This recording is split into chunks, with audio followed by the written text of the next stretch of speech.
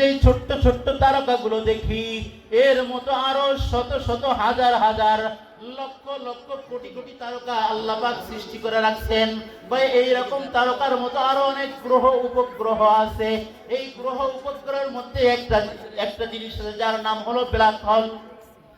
ভাই আমি ডাক্তারে গবেষণা করতে করতে দেখলাম, আমরা জমিন থেকে যেই তারকারাজিগুলো দেখি, এই তারকারাজির পাশে তার উপরে যেই গ্রহগুলো আছে, এই গ্রহের পাশ দিয়ে আমি দেখি একটা কালো ব্ল্যাক হোলের মধ্যে একটা জিনিস ঘোরে।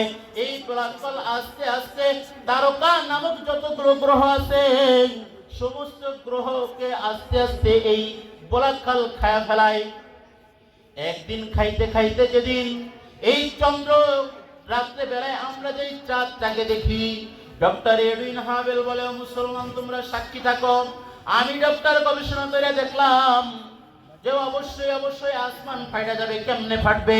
কই যেদিন এই চন্দ্র নামক গ্রহটাকে এই পলাৎকল খায়া ফেলবে, খুদার কসম দিয়া বলি সেই দিন আসমান ফাইটা বিদীর্ণ হয়ে যাবে। সুবহানাল্লাহ। ডক্টর এডুইন হাবেল সঙ্গে সঙ্গে ঘোষণা দিতেছেন, ও পৃথিবীর মানুষ তোমরা সাক্ষী থাকো, আমি ডক্টর ঘোষণা দিয়ে দিলাম এই মুসলমানদের কালামে পাকের মধ্যে কোনো সন্দেহ নাই, সন্দেহ নাই। শুধু তাই না, আমি ডক্টর সঙ্গে সঙ্গে, ও মুসলমান তোমাদের কালমা পড়া আশহাদু আল্লা ইলাহা ইল্লাল্লাহ ওয়া আশহাদু আন্না মুহাম্মাদান আবদুহু ওয়া রাসূলুহু, আমি কালেমায়ে শাহাদাত পড়লাম, খ্রিস্টানের খাতার থেকে মুসলমানের কাতারে নামটা উঠায় দিলাম।